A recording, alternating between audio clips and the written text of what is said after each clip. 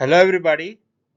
In this lecture, let us know what is amoebic dysentery and what are the complications involved in this disease and what are the treatments that can be carried out. Amoebic dysentery is a disease caused by the protozoan parasite Entamoeba histolytica. This is an invasive intestinal parasitic infection and it is generally called amoebiasis. This disease is characterized by fulminant dysentery and the symptoms here include fever, chills, bloody or mucus diarrhea and abdominal discomfort. The dysentery can be alternate and it there can be a period of constipation as well as a period of remission of the diarrhea that is upset, and this remains a characteristic feature of amoebic dysentery.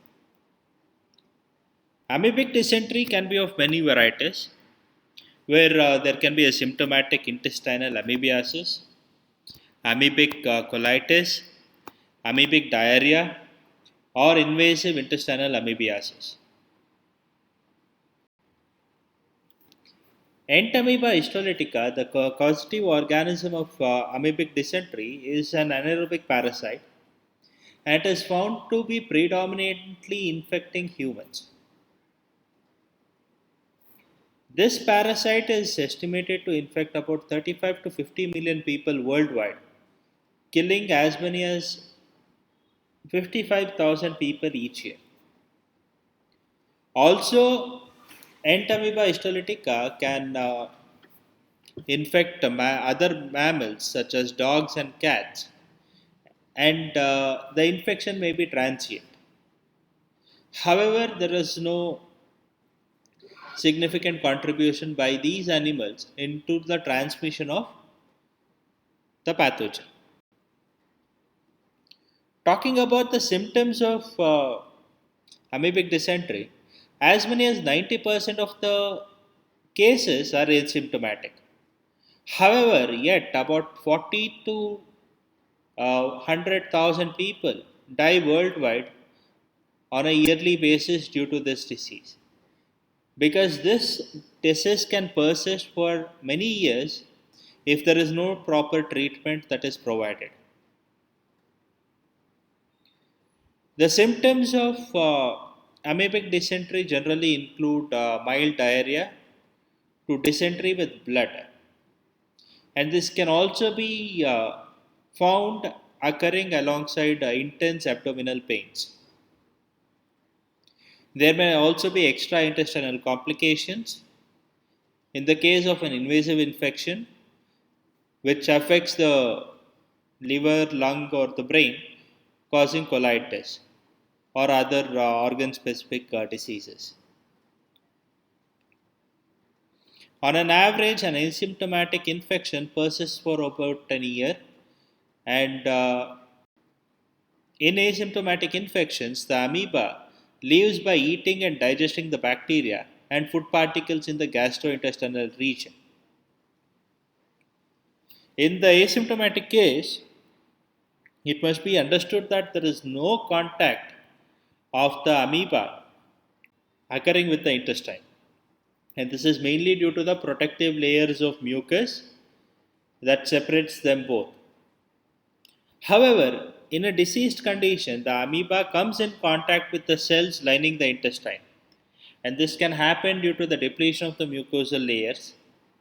And once the contact between the amoeba and the intestine occurs, the amoeba secretes enzymes to destroy the intestinal cells. And this is exactly what is the reason behind the occurrence of amoebic dysentery. Talking about the transmission of Entamoeba histolytica, there are generally two stages in which this organism survives. First one is known as a trophozoite stage, which is a motile phase of the parasite, and this exists only in the host and in the fresh loose feces. And the next is what is known as a cyst, where the cysts can survive outside the host in water, soil, and on foods. And this occurs especially under the moist conditions on the latter, that is the food. And the infection occurring here is purely fecal oral, meaning that the cysts can be picked up from contaminated surfaces or fingers. Although this is exactly why there is severe suggestions that focus on heating food before consumption or washing hands with hot water, mainly because these cysts can be killed by heat or by freezing temperatures, uh, and they can survive only for a few months outside of the host. So, when the cysts are swallowed, they cause an infection by existing or releasing the trophozoite into the digestive tract. And the infection that can occur now may be asymptomatic, or it may lead to amoebic dysentery or amoebic liver abscess. So, when this happens, the symptoms are fulminating dysentery, bloody diarrhea, weight loss, fatigue, abdominal pain, and amoeboma. The amoeba can actually bore into the intestinal wall, causing the lesions and intestinal symptoms to reach the bloodstream. So, this is where the invasive component of the disease comes into picture. Because from there, once upon reaching the bloodstream, it can reach different vital organs of the human body, usually focusing on the liver and sometimes on the lungs, brain, and the spleen. The common outcome of such an invasion is liver abscess, which can be fatal if it is untreated. Additionally, ingested red blood cells are sometimes seen in the amoeba cell cytoplasm, indicating that there is an entry of the amoeba into the blood. As I mentioned earlier, the entamoeba histolytica is usually transmitted by the fecal oral route, but it can also be transmitted indirectly through contact with dirty hands or objects as well as by anal oral contact. The infection is spread through ingestion of the cyst form of the parasite, which is a semi dormant and hardy structure that is generally found in the feces. Because any non encysted amoeba or trophozoites die quickly after leaving the body, but they may be present in fresh feces as such. And therefore, the non encysted amoeba or the trophozoites are rarely considered the source of a new infection. So, as you can see here in the diagram, when there is an ingestion of contaminated food or water, the mature cyst enters into the oral cavity, and here it undergoes exgestation where one trophozoite with four nuclei emerges and divides three times, and each nucleus divides into one trophozoite in order to produce eight trophozoites from each cyst. Then these trophozoites migrate to the large intestine and multiply by binary fission to invade the intestinal mucosa. So, after this, what happens is known as the invasive infection, where the trophozoites also enter the bloodstream, and through the bloodstream, they reach various other sites, such as the liver, brain, and the lungs, to infect them. There is also an alternative route that is taken up by the trophozoites that are present in the large intestine, where they multiply by binary fission and undergo encystation to form an immature cyst. which is generally converted into a quadrinucleate cyst or a mature cyst that is excreted from the host. So, this kind of a cyst that is excreted will be incorporated into the transmission cycle, and it will eventually infect a new host. So, the active trophozoite stage exists only in the host and in the fresh flu species. And the cysts survive outside the host, as I told you, in the soil, water, and food. And the infection occurs when the person puts anything that is contaminated into their mouth, and the amoeba that is found here may also be taken up by contact with contaminated surfaces or fingers.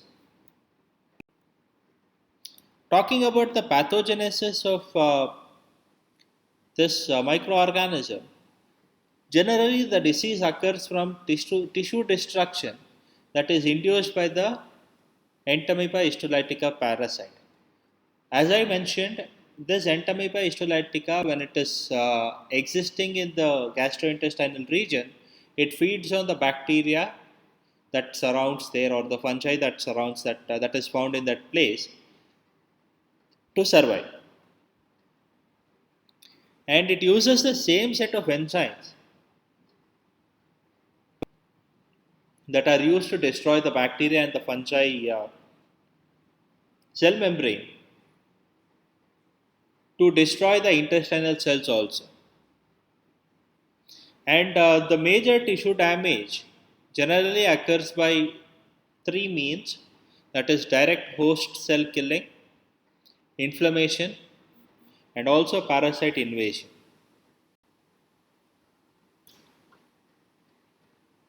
And talking about the diagnosis of Entamoeba histolytica infection, the most commonly used technique here is colonoscopy, that is used to detect small ulcers of 3 to 5 millimeter size. However, there are disadvantages associated with this technique, mainly due to the inability to differentiate between healthy and infected ulcers, or ulcers occurring in healthy population and infected population. Next, in the case of asymptomatic infections, there is also a protocol that is used to find the cysts that are shed in the stool. Generally, the techniques used here are flotation or sedimentation procedures.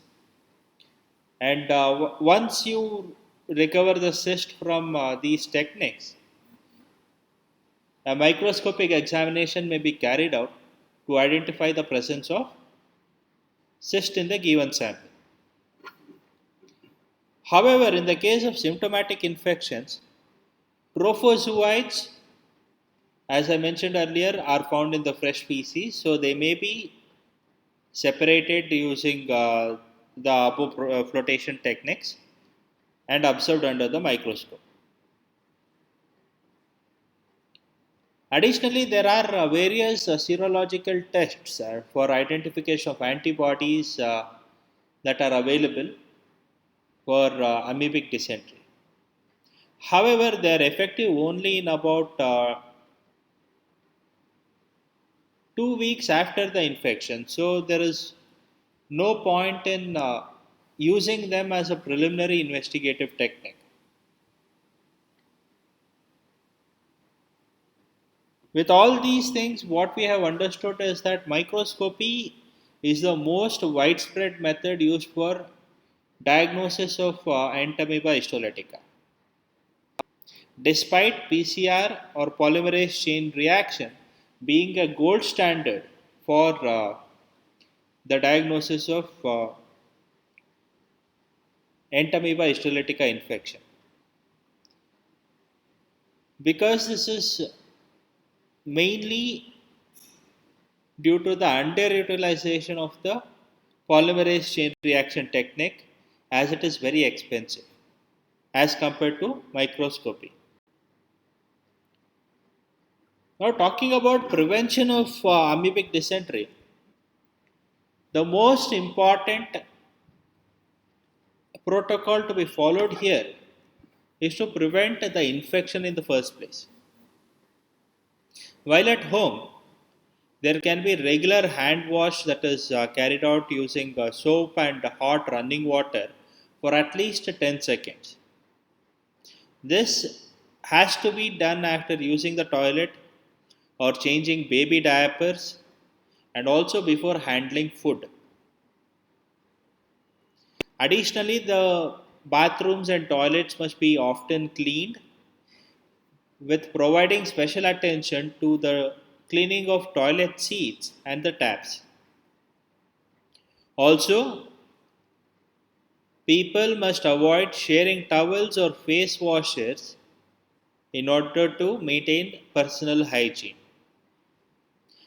Meanwhile, while traveling, a person may avoid consumption of raw vegetables in endemic areas, mainly because these vegetables may be improperly washed or even fertilized using human feces, and there is a possibility of contamination that has occurred. Also, it is advised to consume water after boiling it or treating with iodine tablets, along with an avoiding of eating street foods, especially in the public places. Moving on to the treatment of amoebic dysentery, the entamoeba histolytic infections, as we have already understood, may be asymptomatic or symptomatic. In an event of symptomatic amoebic dysentery, there are two medications provided in combination.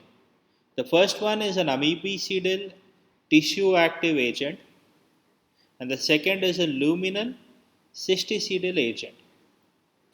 So, they focus on destroying the amoeba while also strengthening the integrity of the intestinal tissues.